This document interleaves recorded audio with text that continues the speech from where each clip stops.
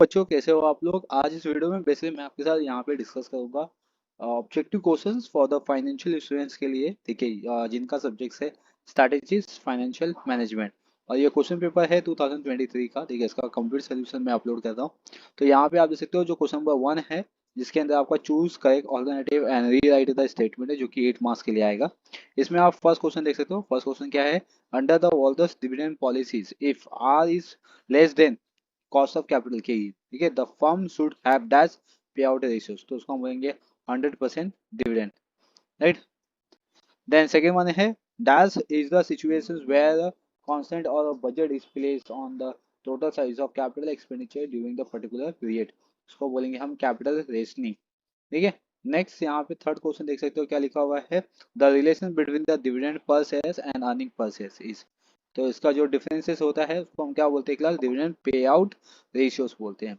Next PI यहाँ पे दिया, PI of the project is the ratio of present value of inflow to, इसको बोलते हैं इनिशियल कॉस्ट। ठीक है, इनिशियल कॉस्ट को बोलते हैं टोटल इनफ्लो, ठीक है, या कैश इनफ्लो बोलते हैं। Dash represent those funds which are required to manage day-to-day business operations. That is mean the working capital class. Dash is the systematic representations of several decisions followed by the different chances of the occurrences. इसको बोलते हैं decision। Seven question, seven question में लिखा है कि net operating for the calculation of EVA is, ठीक है, तो इसका आंसर आएगा एनओपीएटी। इसका फुल फॉर्म होता है net op net operating profit after tax, ठीक है। तो अभी नेक्स्ट वन देखते हैं, क्वेश्चन नंबर 8 यहाँ पे देख सकते हो। If profit making company is absorbed into the loss making company, then this is case of dash. तो यहाँ पे आएगा रिजर्व मैनेजर्स, ठीक है। Next, in case of sub standard assets यानी कि unsecure, provision for NPA should be made at 25%। Clear? किस पे होता है ये? 25%, जिसको हम बोलते हैं कोर एसेट्स भी बोलते हैं, जो कि अपना 25% होता है ये। देन इसके बाद आएंगे क्वेश्चन नंबर 10 पे। देखते हैं यहाँ पे, which among the following is the short term sources of working capital financing. इसका आंसर आएगा all of the above. All of the above में क्या है? बिल डिस्काउंटिंग है, लेटर ऑफ क्रेडिट है, और कमर्शियल पेपर्स है, ठीक है। आते हैं बी क्वेश्चन पे।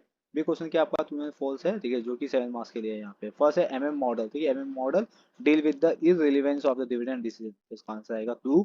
फिर आएगा नेक्स्ट यहाँ पे, under Walter's division policy if R, R यहाँ पे आएगा लेस देन, ठीक है, R is less than cost of capital the firm in different between the dividend and investment. इसका आंसर आएगा ट्रू। नेक्स्ट वन है capital budgeting deal with the long term decisions. इसका answer आएगा yes, true है class, ठीक है।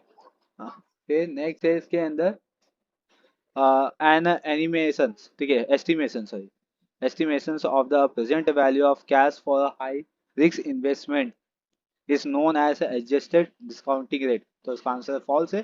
False क्यों है? इसका रीजन भी मैंने यहाँ पे दिया हुआ है, risk adjustment discounting rate it represent the discounted adjustment for the level of the risk associated with an investment, ठीक है, ये हो गया। फिर नेक्स्ट है corporate governance is the system of rules practice, rule, practice and process by the which a firm is and collect, directed and control, ठीक है। इसका आंसर भी टू आएगा क्लास, ठीक है। नेक्स्ट सिक्स्थ यहाँ पे देख सकते हो, in order to protect the earning available to share holder, the swap ratio should be based on the EPS. तो इसका आंसर भी फॉल्स है, ठीक है। इसका आंसर आएगा the swap ratio of the manager is is a merger is typically based on the relative valuations of the merging companies, not solely on EPS। Trade credit is a spontaneous sources of, yes, true है। In a hostile overtake bid, the price of the merger depend upon the mutual consent। Answer false है इसका। देखिए hostile takeover bid, the price of the merger is typically determined by the acquiring company's offer without the consent of the target company measurement। Next इसका है vertical question 9, vertical mergers involve a merger between the two firms operating the competing in the same kinds of business. तो false है क्योंकि vertical mergers involve firms operating different stage of the production or the distribution process, while in the horizontal merger involve firms in the same line of the business. ठीक है. Next, then the working capital represent those funds which are required to manage long term business operation. तो answer false है. Working capital represent क्या कहता है, ये day to day operation, not long term business operation. ठीक है. तो ये हो गया आपका क्वेश्चन नंबर 1 का ए बी पार्ट जो कवर कर लिया हमने ऑब्जेक्टिव्स में. अब आते हैं क्वेश्चन नंबर 2 के अंदर, जो क्वेश्चन नंबर 2 आपको सॉल्व करने के लिए दिया हुआ है, जो कि 7 मार्क्स के लिए है. ठीक है. इसका लिंक आपको डिस्क्रिप्शन बॉक्स में मिल जाएगा. ठीक है. कंप्लीट सॉल्यूशन है क्वेश्चन नंबर 2 का. ठीक है. आप उसको फॉलो कर लीजिए और अपकमिंग वीडियो के लिए चैनल को सब्सक्राइब करके रखिए ताकि आपको इसी तरीके से अपडेट मिलते रहेंगे. Thank you for watching.